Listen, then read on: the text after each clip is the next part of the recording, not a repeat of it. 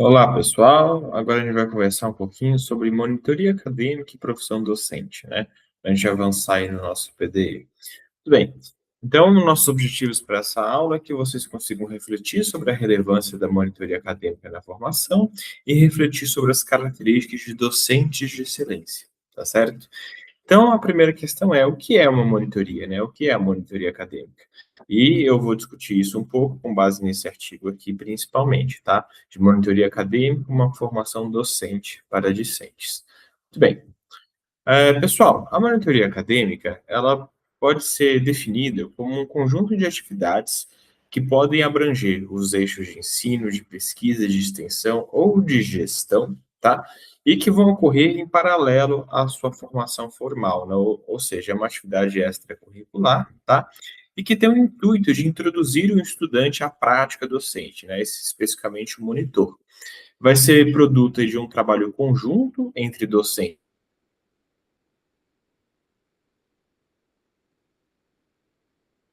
obrigatório ter aí atividades no eixo de ensino, né? Ou seja, apoiando aí outros estudantes, né, mais novos em outras etapas do curso no desenvolvimento do estudo daquela área, tá bom? Muito bem. E qual que é a relevância, né? Ao participar de uma monitoria acadêmica como monitor, como monitora, você vai desenvolver graus crescentes de autonomia e de independência, né? Ou seja, uma capacidade aí para planejar, para executar e avaliar atividades educacionais diversas. Isso tudo buscando facilitar o processo de ensino-aprendizagem de outros colegas, né? E também criar oportunidade para a descoberta do interesse pela carreira docente. Então, você ganha muito participando da monitoria, né? Capacidade de comunicação, capacidade de ensinar, né? Isso, com certeza, ao longo dos anos, principalmente se você fica mais de um ano como monitor, isso se desenvolve ainda mais. Tá bom? Bem, e agora eu gostaria que vocês refletissem um pouco quais são as características esperadas de um professor, de uma professora de excelência, né? O que que você espera, entre aspas, de um bom professor? Bom, isso é uma questão interessante. Muito bem, fazendo essa pergunta aí no contexto de vários graduandos de múltiplas áreas, numa atividade no passado, eu obtive aí 116 respostas, né, desses graduandos, e olha que interessante. Aqui é uma nuvem de palavras que quanto maior a palavra e mais central, mais citada ela foi, né? Então, neste público aqui, né, apareceu muito que o professor deve ter didática, empatia, paciência, compreensão, criticidade, né, conhecimento, acolhimento, dedicação, né, dentre várias outras questões, né? Então é muito interessante que aqui, muitas vezes, o que mais aparece nem é a questão de ter o conhecimento em si da área, mas outras questões atitudinais e afetivas relacionadas na interação do processo de ensino e aprendizagem, né? Isso é uma primeira coisa que marca a gente e está presente também na literatura. Bom, muito bem. Daí, avançando um pouco nessa discussão, a gente consegue falar de quais são os saberes da profissão docente, né? Você já deve ter ouvido aquela piadinha, né? Ah, professor, você trabalha ou só dá aula, né? É como se a profissão docente se resumisse ali naquele momento da ministração de uma aula, né? Que é uma atividade classicamente associada à profissão. Na verdade, a profissão docente ela vai muito além de, entre aspas, dar aulas, né? Ela envolve uma série de saberes que constituem a profissão docente como uma profissão autônoma, né, própria. Muito bem. Daí, a literatura divide basicamente esses saberes em quatro saberes possíveis, né? E existem vários outros, né, na literatura, dependendo do autor que você utilize, né? Mas utilizando aqui como base esses saberes, o primeiro deles é os saberes disciplinares. O que seriam esses saberes disciplinares? Basicamente, é o conhecimento do professor sobre o conteúdo, né, a ciência da sua área, né? Então, ao saber, né, muito sobre a sua área, ele tem o saber disciplinar, ou seja, daquela área do conhecimento, né? E isso geralmente é a primeira coisa que se pensa que o professor deve ter quando a gente fala da profissão docente. Mas não basta saber os conhecimentos da sua área, o professor deve ter os saberes curriculares, ou seja, são aqueles saberes que deverão ser ensinados dentro de um contexto de um currículo, dentro de um contexto aí, por exemplo, de uma graduação, né, formando um profissional de saúde específico. Porque não é toda a sua área do conhecimento que você ensina necessariamente para um graduando, né? Você tem que ter um filtro, tem que ter um direcionamento do que é relevante. Então, esse saber do que deve ser ensinado é um saber curricular, né? Daí a gente vai para o saber pedagógico.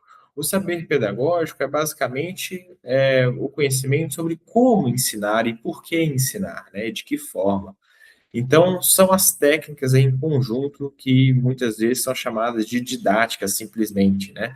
Mas você saber, né, que tipo de aluno você está formando usando determinada estratégia, né? Como ensinar determinado conteúdo, né? Como avaliar no estudante, enfim, diversos saberes pedagógicos aí sobre o ato de ensinar em si, tá bom? Daí a gente tem os saberes experienciais, né? Porque não basta você ter o conhecimento, eventualmente estudar como ensinar, mas a prática do dia a dia, né? A interação com estudantes, a interação com outros professores, com gestores, geram saberes experienciais, né? Ou seja, saberes advindos da prática sobre como, né? A multiplicidade, né, e os imprevistos do dia a dia podem ser conduzidos, né, e desenvolve aí a experiência empírica do professor. E esses saberes são também fundamentais, né? Todos esses quatro saberes no conjunto formam aí a profissão docente, tá bom? Muito bem. Daí, aprofundando um pouco mais para a gente detalhar, né, a gente pode dividir aí em algumas dimensões, né, a formação dos professores. Os professores devem ter competências aí técnicas e cognitivas, né, ou seja, dominar o saber e o saber fazer acerca de algumas questões, né, por exemplo, conteúdos disciplinares e interdisciplinares. Hoje não basta a gente entender apenas de uma disciplina. Se a gente não entende as outras, né, para fazer correlações, a gente fica muito limitada nessa formação do estudante. A gente deve também saber sobre aspectos didáticos, pedagógicos, gerais e específicos. O que é um conhecimento pedagógico geral? São questões aí que servem para professores de qualquer disciplina, né? Então, como elaborar um slide, né, é um conhecimento geral para qualquer professor. Mas existem conhecimentos pedagógicos específicos, ou seja, você não ensina uma disciplina da mesma forma que ensina outra necessariamente, porque existem particularidades do conhecimento e como cada conhecimento pode ser ensinado. E mesmo dentro de uma mesma área do conhecimento, dentro de uma mesma disciplina, uma aula pode não ser adequada de ser ministrada igual a outra, né? Você pode ter que fazer adaptações pela especificidade do conhecimento. Isso faz parte também desse conhecimento técnico cognitivo do professor, né? O professor deve saber sobre currículo e planejamento para o ensino, né? Então, planejar aulas, planejar disciplinas, planejar um curso faz parte desse rol de atividades do professor. Professor, além de saber do conhecimento, né, da sua área, ele tem que buscar e fazer a produção de evidências em educação, ou seja, pesquisar sobre como ensinar, né? Seja produzindo pesquisa, seja você lendo e se apropriando criticamente de pesquisa em educação, né? Existe pesquisa sobre como ensinar e benefícios ou não de determinadas práticas, por exemplo, né? O professor deve saber sobre avaliação. E quando a gente fala a palavra avaliação, muitas vezes se pensa simplesmente em prova, né? Para provar que o aluno sabe ou não. Mas a avaliação vai muito além. A avaliação do aluno pode estimular ele a aprender, não só verificar se ele aprendeu. A avaliação pode ser a avaliação do próprio currículo, a avaliação da disciplina, para ver se as práticas didático-pedagógicas estão adequadas, né? E o professor pode fazer uma avaliação, inclusive, da própria prática, por exemplo, né, para aprimorar a própria prática. Muito bem. E o professor também tem que saber sobre tecnologias e metodologias para o ensino, né? Hoje em dia as tecnologias vêm aí como ferramenta, né, para facilitar os processos de ensino e aprendizagem. E as metodologias para a gente poder diversificar, né, as metodologias de ensino de acordo com a necessidade, não apenas utilizar um único método, como por exemplo a aula expositiva ou aula expositiva dialogada, né? Existem métodos interessantes para serem usados em outros momentos. Bom, então esse é um pouquinho do conhecimento técnico e cognitivo que o professor deve desenvolver. E também existem competências sociais, políticas e afetivas do professor, né? Ou seja, ele tem que saber agir e ser em contextos e ambientes educacionais diversos, né?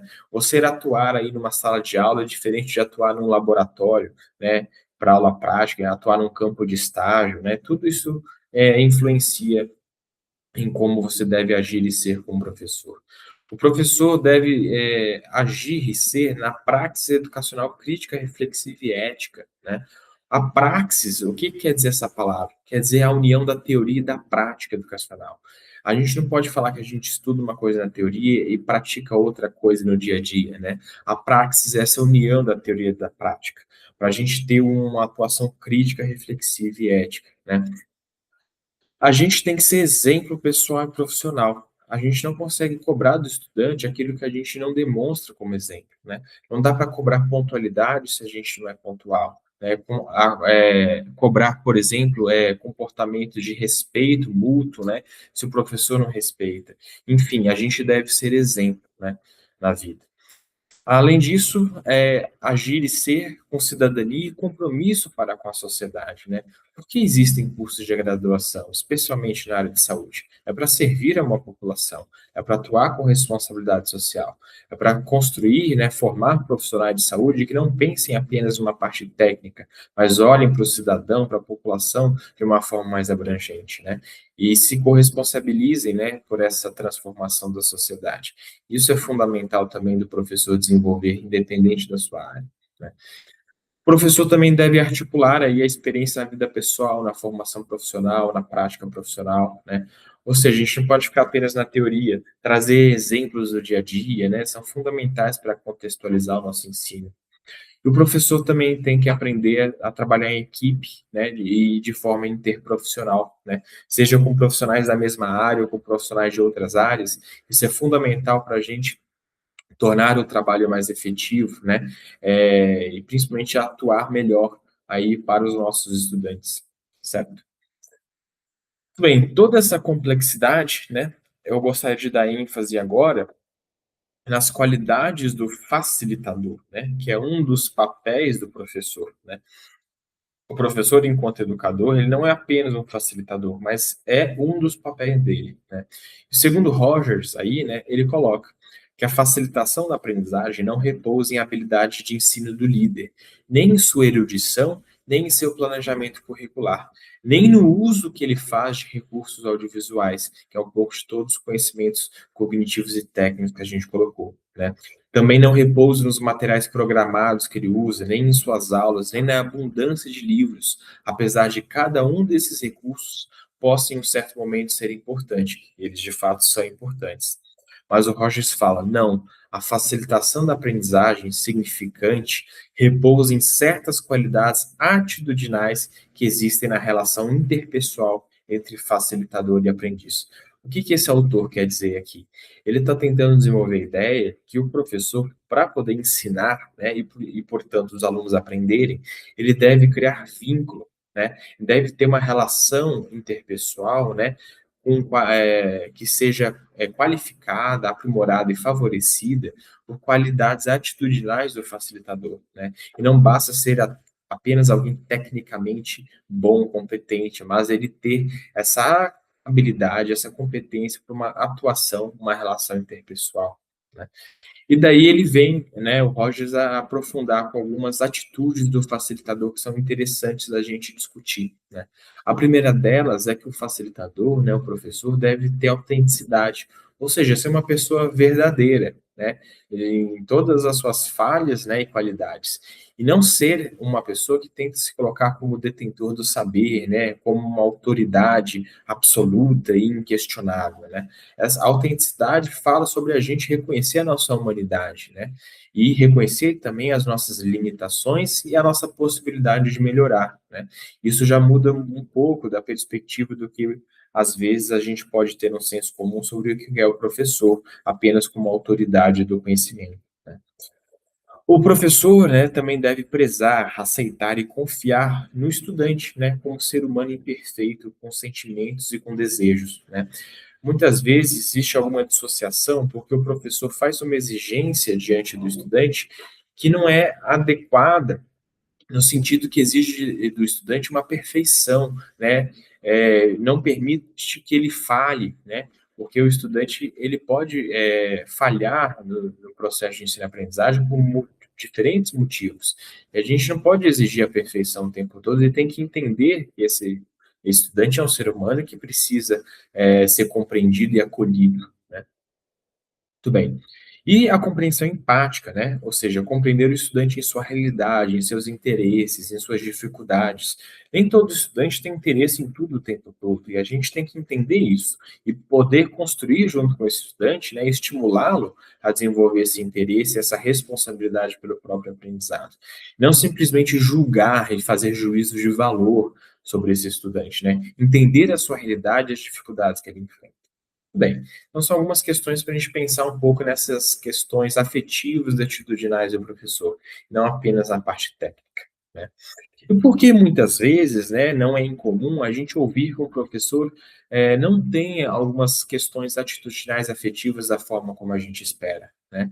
Aí a gente traz uma frase do Paulo Freire muito interessante, que ele fala: quando a educação não é libertadora, o sonho do oprimido é ser o opressor, né? Ou seja, muitas vezes, mesmo quem vira professor ou professora, né, teve uma formação mais dura, mais rígida, pouco flexível, pouco empática, e acaba desenvolvendo práticas no seu dia a dia coerentes como essa pessoa foi formada, né? Mas não necessariamente alinhada como as evidências mostram que a relação do professor com os estudantes deveria ser, né? Então, o Paulo Freire, nessa reflexão, faz a gente pensar um pouco que para quebrar esse ciclo, né, o professor, independente da forma como foi formado, deve fazer essa autoanálise crítica, né, ver experiências de outros colegas e construir junto com o estudante trajetórias mais saudáveis e interessantes para promover o ensino e aprendizagem, né? Isso daí é algo fundamental, tá? Deixo aqui algumas indicações de leitura, tá? Principalmente do professor Marco Antônio Moreira, sobre teorias de aprendizagem, A Pedagogia da Autonomia, que é um dos livros muito interessantes do Paulo Freire, tá? O livro da Bell Hooks, né, sobre ensinando a transgredir, né, ela tem bastante influência do Paulo Freire também, é muito interessante, é uma mulher negra norte-americana que tem um pensamento bastante crítico sobre educação. E esse livro aqui, que é bem interessante também, é sobre estratégias de ensino-aprendizagem. São provocações iniciais para vocês poderem iniciar esses estudos sobre ensino, tá bom?